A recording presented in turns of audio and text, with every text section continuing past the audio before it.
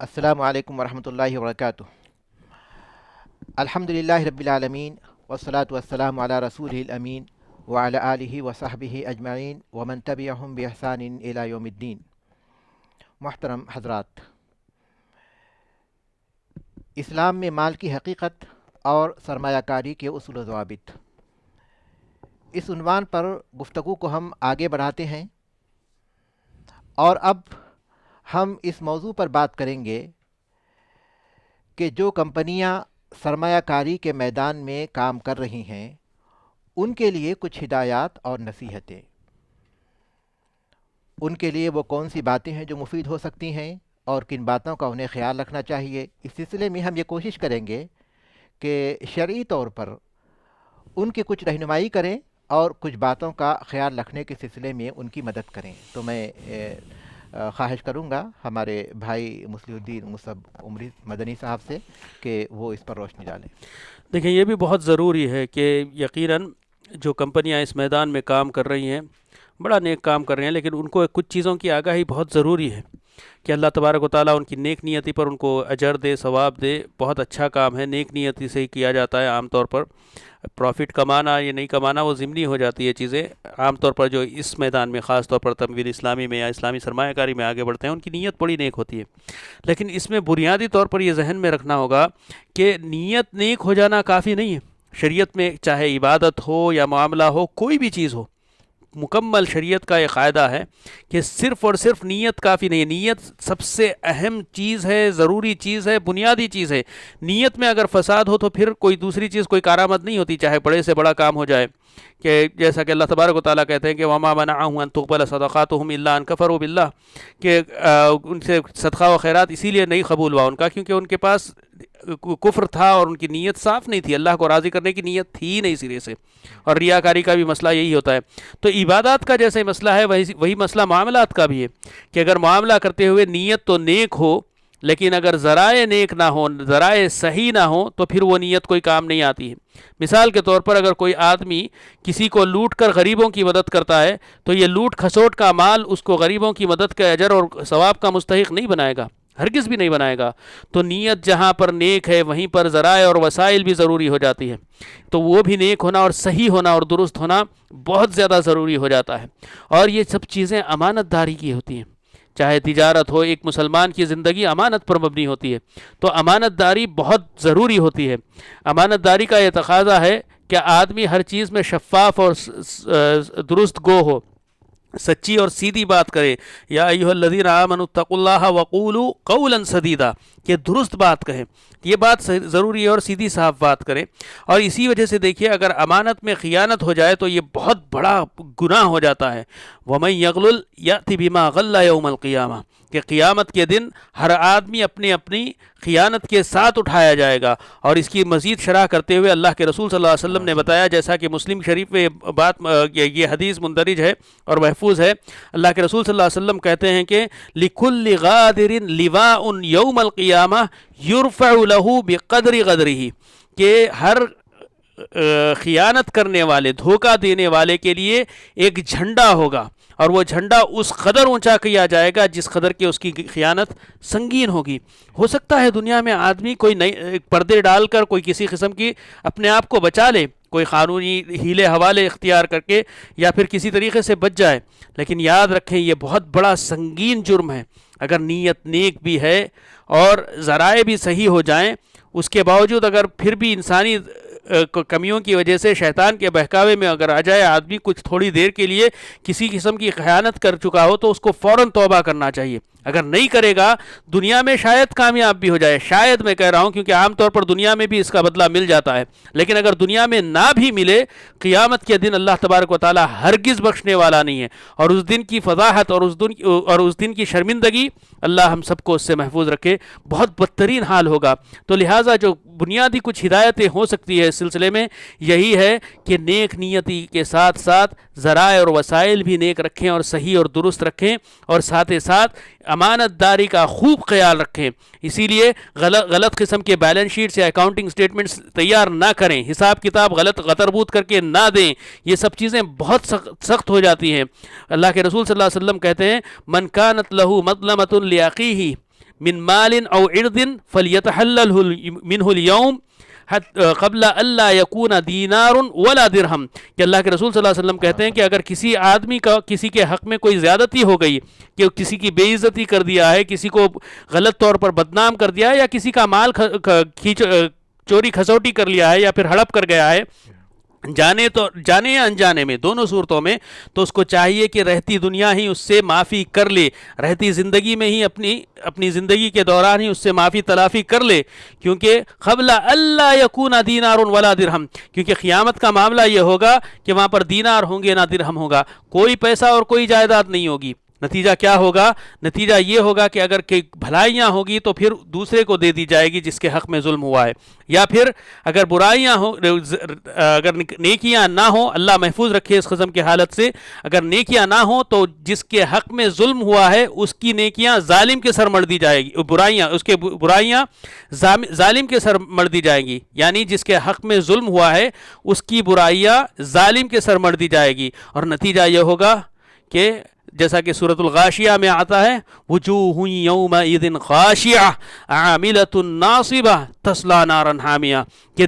زندگی بھر نیک اعمال کر کے تھکے ماندے اٹھائے جائیں گے، لیکن اس دن شرمندگی سے سر جھکے ہوں گے۔ وجوہ یومئذ خاشعہ عاملۃ ناصبہ تصلی نارا حامیہ، اور آخری انجام کیا ہوگا؟ جہنم میں دھکیل دیا جائے گا، کہ کتنی ہی محرومی کی بات ہے۔ خسرت الدنیا والآخرہ ذالک هو الخسران المبین، کہ انسان اپنی دنیا اور آخرت دونوں کا گھاٹا اٹھائے، کہ زندگی بھر محنت اور مشقت کرے، نہ مال میں برکت ہو، نہ مال محفوظ رہے، اور پھر آخرت میں بھی جہنم کے شکار ہو جائیں۔ اللہ تبارک و تعالیٰ اس قدم برے انجام سے ہم کو محفوظ رکھے۔ تو یہی چیزیں ہم سرمایہ کاروں کو کہہ سکتے ہیں، یا پھر جو تجارت کر رہے ہیں، کہ نیک نیتی کے ساتھ یہ ایک معاملہ صرف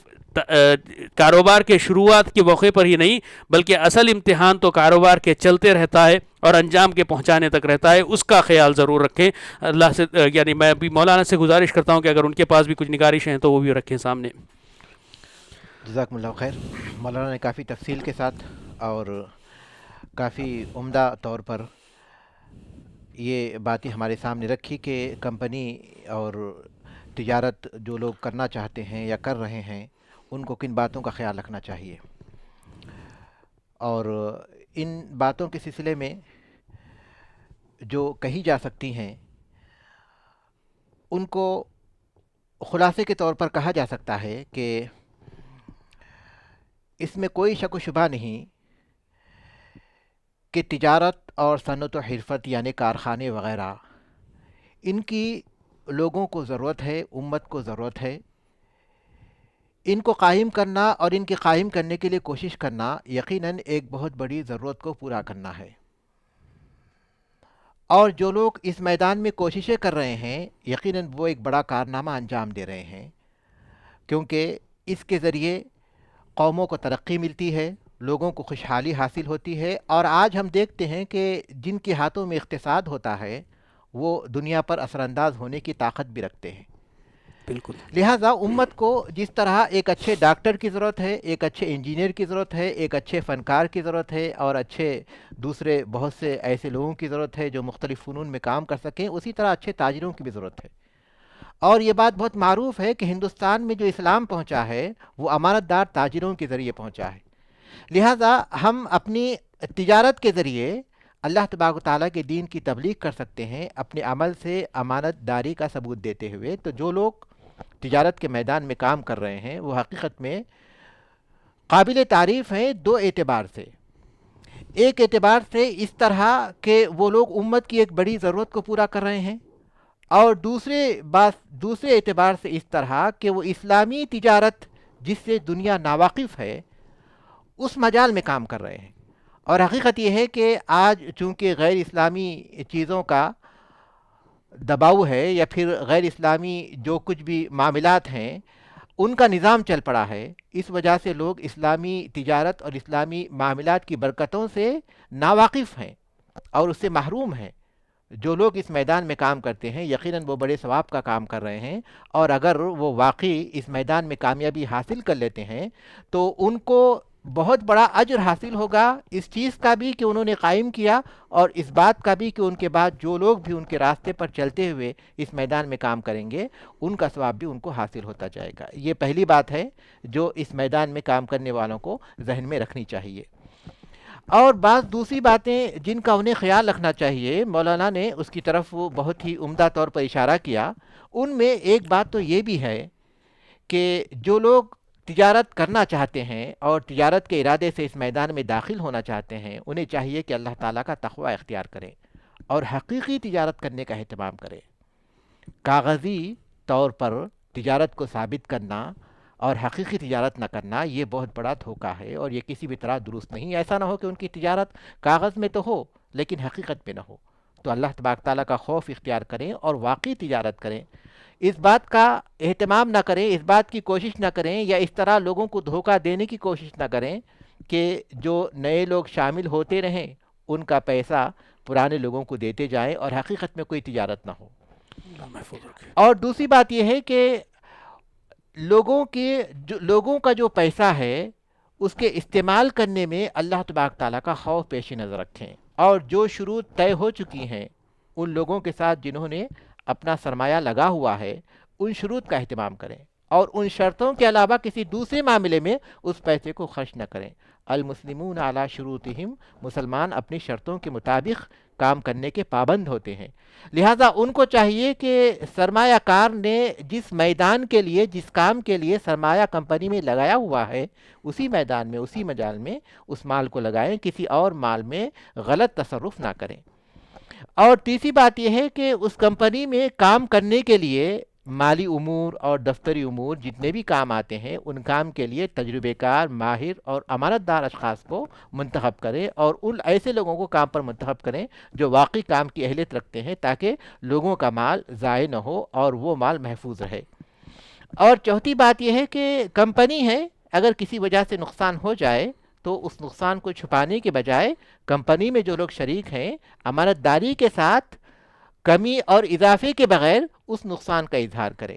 تاکہ کمپنی میں جو شریک ہیں جنہوں نے سرمایہ لگایا ہوا ہے ان کے مشورے کے ذریعے کمپنی کو آگے بڑھانے کی کوشش کی جائے، اور پھر اس مشکل کو حل کرنے کے لیے کیا ذرائع ہو سکتے ہیں انہیں تلاش کیا جائے، اور اگر کمپنی کو آگے نہ بڑھایا جا سکتا ہو، کسی وجہ سے اب کمپنی کو ختم کیا جانا ہو، تو اس کے بعد نقصان ہونے کے بعد شرعی طور پر جس شخص کو جس مال کا حق بنتا ہے، یہاں یہ بات واضح رہے کہ جو مالک ہوتے ہیں، کمپنی کے مالک ہیں اور لوگوں کا سرمایہ انہوں نے اپنے پاس لگایا ہوا ہے اپنی کمپنی میں، تو وہ اس کے ذمہ دار صرف اسی صورت میں ہوں گے اس نقصان کے جبکہ ان کی طرف سے کوئی کوتاہی ہوئی ہو۔ اگر ان کی طرف سے کوئی کوتاہی نہیں ہوئی ہے تو وہ نقصان کے ذمہ دار نہیں ہوتے۔ اس کے بعد جو مال بچا ہوا ہے تو جو لوگ شریک ہیں باقاعدہ اس کے اصول و ضوابط ہیں، ان اصول و ضوابط کی روشنی میں جو شریک ہیں ان لوگوں میں باقی مال تقسیم کیا جائے۔ یہ وہ چیز ہے جن کا انہیں اہتمام کرنا چاہیے۔ اور اس کے ساتھ ساتھ ان کو یہ بات بھی ذہن نشین رکھنی چاہیے اور اچھی طرح مضبوطی کے ساتھ اپنے دل میں بٹھا لینا چاہیے کہ اسلامی تجارت کے نام پر دھوکے اور فرار سے اپنے آپ کو محفوظ رکھے۔ یہ بہت بڑی غلطی ہوگی اگر وہ یہ سمجھیں کہ دنیا میں اللہ تبارک و تعالیٰ کے عذاب سے وہ بچ جاتے ہیں۔ یہ بہت بڑی غلط فہمی ہوگی، کیونکہ اگر وہ اس مجال میں کامیاب ہو رہے ہیں، ایک زمانے تک لوگوں کو دھوکہ دینے میں کامیاب ہو بھی رہے ہیں، تو یہ حقیقت میں اللہ تعالیٰ کی طرف سے ان کے لیے ایک بہت بڑا عذاب ہے۔ اللہ تعالیٰ کی طرف سے ایک بہت بڑا عذاب ہے، کیونکہ اگر گنہگار کو اس کے گناہ کی فوری سزا نہیں ملتی تو اس کا مطلب یہ کہ اللہ تعالیٰ کی طرف سے یہ چھوٹ ہے۔ وَأُمْلِي لَهُمْ إِنَّ كَيْدِي مَتِينٌ، میں انہیں مہلت دیتا ہوں اور میری پکڑ بڑی سخت ہے۔ لہٰذا اللہ تبارک و تعالیٰ کا جو حلم ہے، اللہ تبارک و تعالیٰ جو بردباری سے کام کرتے ہوئے لوگوں کو مہلت دیتا ہے، بردباری سے کام لیتے ہوئے لوگوں کو مہلت دیتا ہے، اس کی وجہ سے اس دھوکے میں مبتلا نہ ہو کہ وہ کامیاب ہو رہے ہیں، بلکہ اللہ تعالیٰ کی پکڑ بڑی سخت ہے، اچانک آئے گی، اچانک ہوگی، تو دنیا میں بھی انہیں ذلت کا سامنا کرنا پڑے گا، اور آخرت میں جو عذاب ہے وہ اس سے بھی زیادہ شدید ہے۔ اللہ کے رسول صلی اللہ علیہ وسلم نے ایک حدیث میں فرمایا من غشنی فلیس منی، یا پھر دوسری الفاظ یہ بھی ہیں من غشنا فلیس منا، جو دھوکہ دے وہ ہم میں سے نہیں ہے۔ اسی طرح بیہقی کی حدیث ہے، شیخ البانی رحمہ اللہ نے اسے صحیح قرار دیا، المکر والخدیعۃ فی النار، مکر و فریب اور دھوکہ دینا یہ جہنم میں داخل ہونے کا سبب بنتا ہے۔ تو لہٰذا لوگوں کو عام طور پر لوگوں کی اس کمزوری سے ہرگز فائدہ نہ اٹھائیں کہ لوگ جب اسلام کا نام لیتے ہیں تو متاثر ہو جاتے ہیں۔ تو لوگوں کی اس کمزوری سے اگر کوئی شخص فائدہ اٹھاتا ہے تو وہ بہت بڑی غلطی کرتا ہے۔ اس بات سے گریز کرنے کی کوشش کریں، بلکہ ان پر واجب ہے کہ وہ اس بات سے گریز کریں۔